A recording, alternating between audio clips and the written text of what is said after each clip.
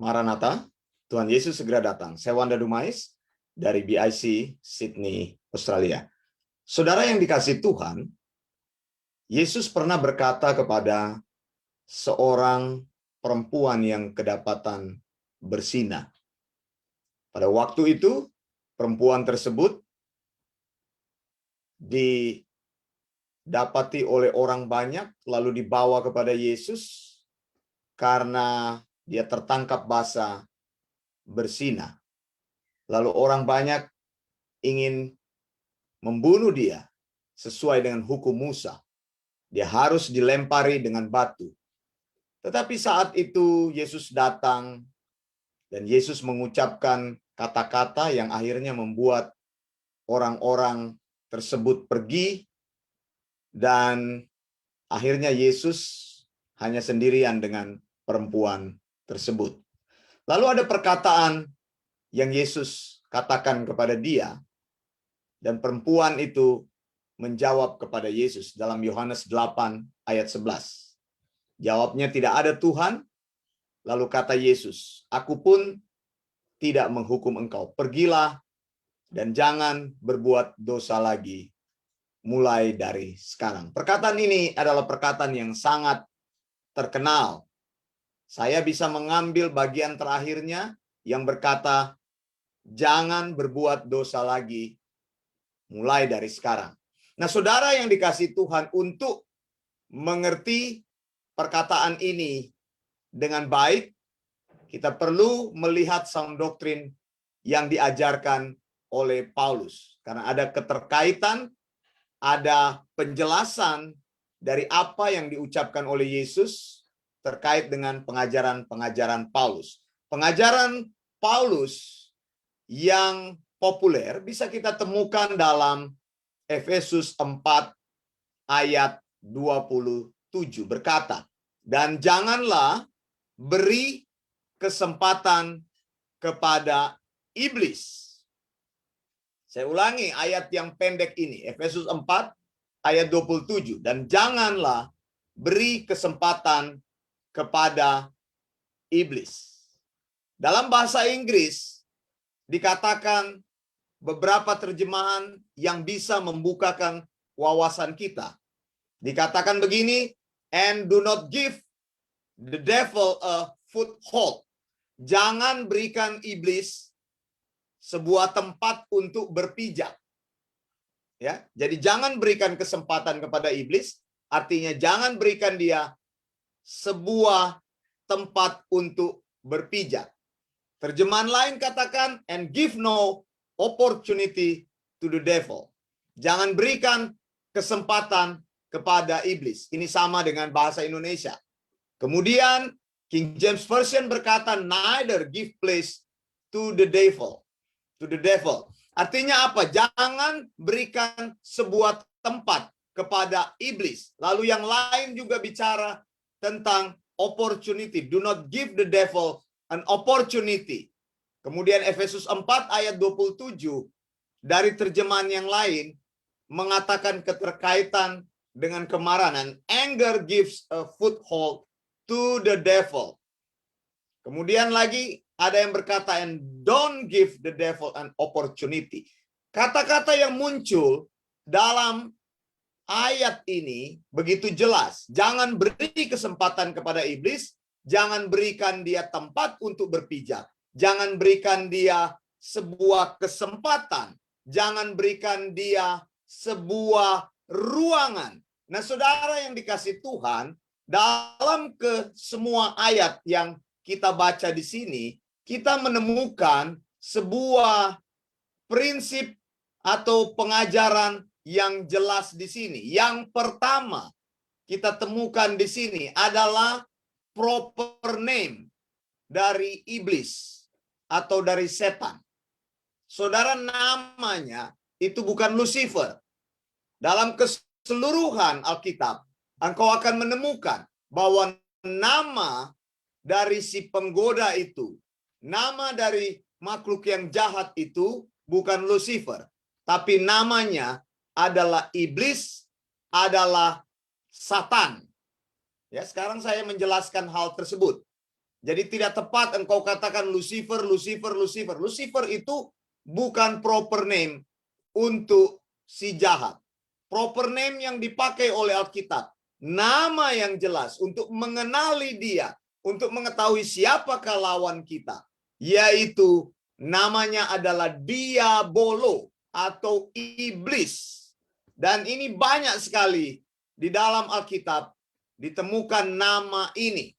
Ya, penggunaan kata Lucifer itu hanya satu kali ditemukan di dalam kitab Yesaya, dan itu juga tidak pernah diterjemahkan dalam bahasa Indonesia dengan Lucifer.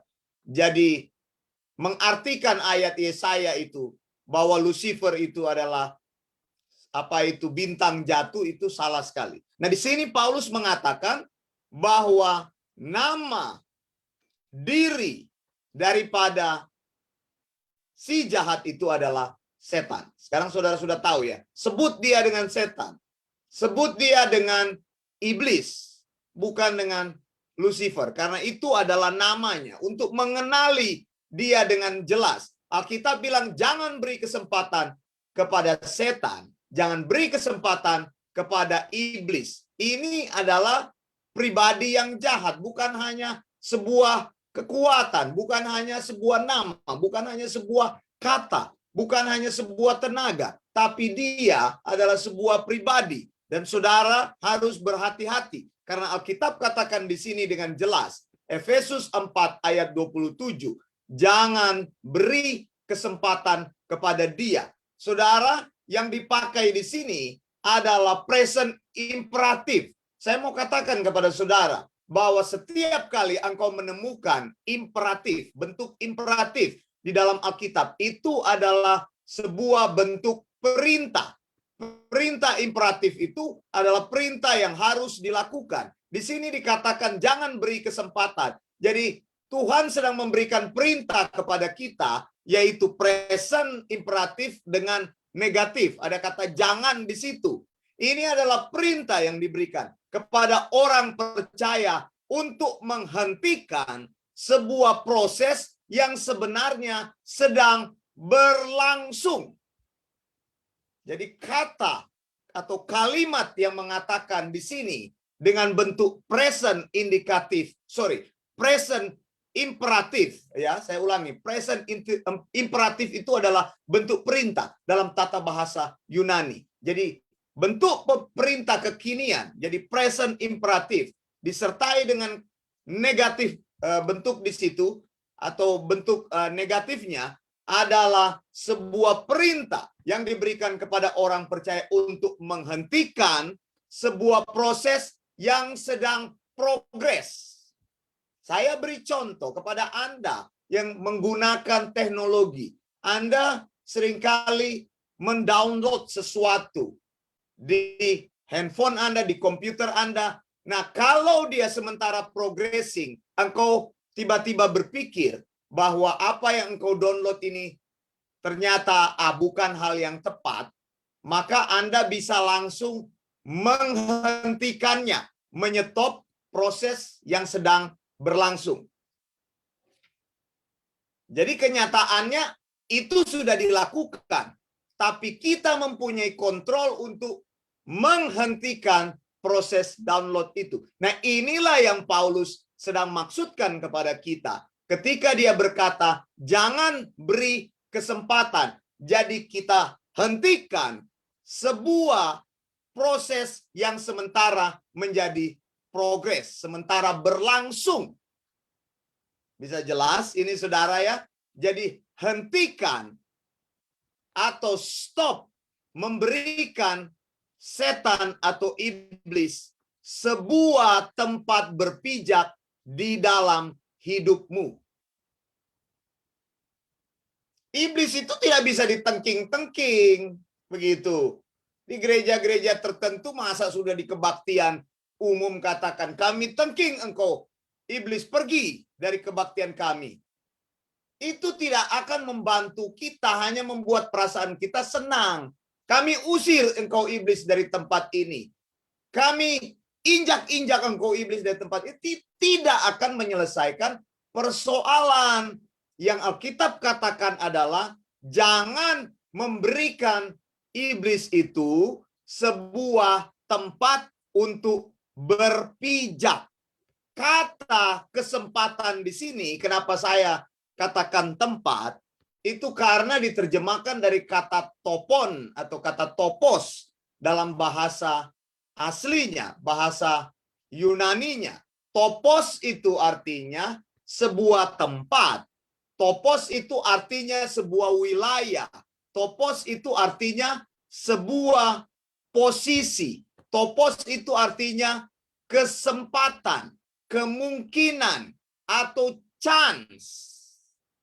Saudara, cara engkau untuk menghentikan iblis bekerja atau mencari kesempatan dalam hidupmu adalah engkau menghentikan kesempatan itu sebelum kesempatan yang dia lakukan itu berjalan terus dan sampai engkau tidak bisa menghentikannya. Yesus bertemu dengan perempuan yang sedang bersinah itu dan dia katakan, apa yang dia katakan? Mulai dari sekarang jangan berbuat dosa lagi. Jadi menghentikan itu adalah jangan memberikan kepada iblis sebuah tempat berpijak. Nah, Paulus di sini memberikan banyak contoh sebenarnya kalau kita baca di dalam Alkitab. Ya, kalau mulai baca dalam Efesus 4 ayat 25 ada kata dusta. Kalau engkau berkata dusta, maka engkau sedang memberikan iblis sebuah ruangan, sebuah tempat, sebuah wilayah. Kalau engkau berikan dia wilayah, maka dari tempat itu dia akan menembakkan panah-panah berapi di dalam hidupmu. Dari satu wilayah yang kecil, maka dia akan menguasai wilayah-wilayah yang lain. Jadi pengajaran-pengajaran yang benar memang harus dicari di dalam Alkitab, bukan dicari dalam pengajaran-pengajaran filsafat dunia atau motivasi. Banyak yang ajarkan itu kan bagaimana mengatasi rasa sakit, kemarahan, dan sebagainya. Alkitab sudah bicara dengan jelas bahwa bila engkau membiarkan satu dusta kecil berkembang dalam hidupmu, maka itu adalah sebuah pintu. Efesus 4 ayat 25. Kemudian Efesus 4 ayat 26 bicara tentang kemarahan. Ya, kalau kita terus memelihara kemarahan, rasa marah, sakit hati, maka itu adalah sebuah tempat, sebuah ton, sebuah topos, sebuah region, sebuah opportunity di mana iblis akan duduk di situ. Engkau tidak bisa mengusir, mana ada engkau mengusir roh kebodohan. Kami usir roh kebodohan keluar dari hidupnya, hidup orang itu. Kami usir apa itu roh kemarahan, mana ada seperti itu. Tidak bisa kita hanya menengking, mengusir. Yang kita lakukan adalah menutup wilayah itu. Jangan memberi kesempatan. Kemudian ayat yang ke-28 dari Efesus 4. Ini contoh-contoh topon itu, topos itu. Orang yang mencuri. Lihat. Dikatakan ini bentuk praktis dari sebuah dosa. Lalu perkataan kotor ayat 29. Lalu ayat 30. Jangan mendukakan Roh Kudus. Jadi saudara, ada banyak hal yang menjadi topon, yang menjadi sebuah wilayah di mana iblis akan duduk di situ, setan akan duduk di situ dan menguasai hidupmu. Makanya orang yang datang kepada Tuhan di dalam pertobatan adalah orang-orang yang berhenti sama sekali melakukan dosa yang berulang-ulang di dalam hidupnya. Kalau engkau sudah datang kepada Tuhan, maka engkau stop dari kebiasaan yang lama, stop dari kehidupan yang lama. Kalau engkau katakan engkau sudah percaya kepada Tuhan tapi masih melakukan hal tersebut, jatuh di dalam kebiasaan tersebut, terus-menerus melakukan dosa tersebut, maka engkau belum lahir baru. Ini Alkitab dengan jelas katakan, tempat tersebut harus ditutup karena iblis itu sebenarnya juga namanya itu musuh. Dia itu akan mencari setiap ruang di dalam hidup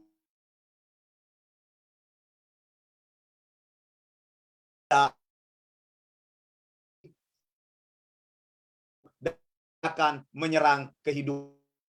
Akan sesuai dengan apa yang Alkitab katakan. Jangan beri kesempatan. Kata beri ini di domi ini, tadi ini apa artinya? Memberikan seseorang kesempatan atau waktu untuk melakukan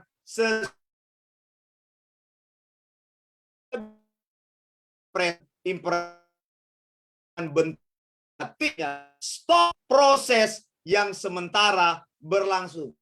Memberikan iblis sebuah ruangan. Stop memberikan iblis sebuah kesempatan. Stop memberikan iblis sebuah situasi di mana dia bisa mempunyai tempat untuk melancarkan serangannya, menyerang engkau, menyerang imanmu, menjatuhkan imanmu sehingga engkau selalu jatuh bangun dalam kehidupan Kristen. Orang Kristen, orang percaya harus berjalan dengan mantap. Ketika percaya kepada Tuhan, dia berjalan makin lama makin kuat. Makanya dia perlu diisi, diajar oleh sound doctrine. Sound doctrine yang dimengerti, yang dipercaya akan melahirkan praktek iman dari hidupnya. Semakin lama semakin. Jangan jadi orang Kristen yang hanya namanya Kristen, tetapi hidup Kristenan tersebut. Jadi apa? Karena kita tidak pernah waspada, dalam hidup kita ada ruangan-ruangan tertentu yang menjadi tempat jangan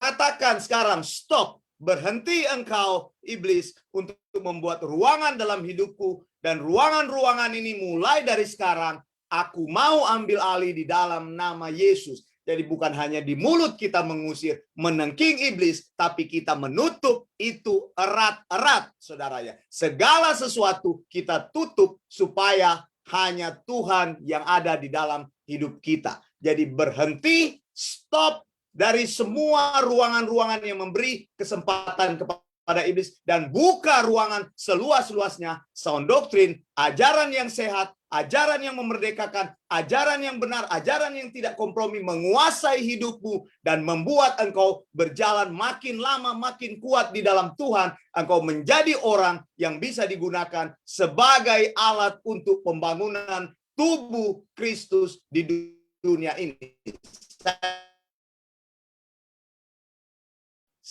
Tuhan Yesus segera datang.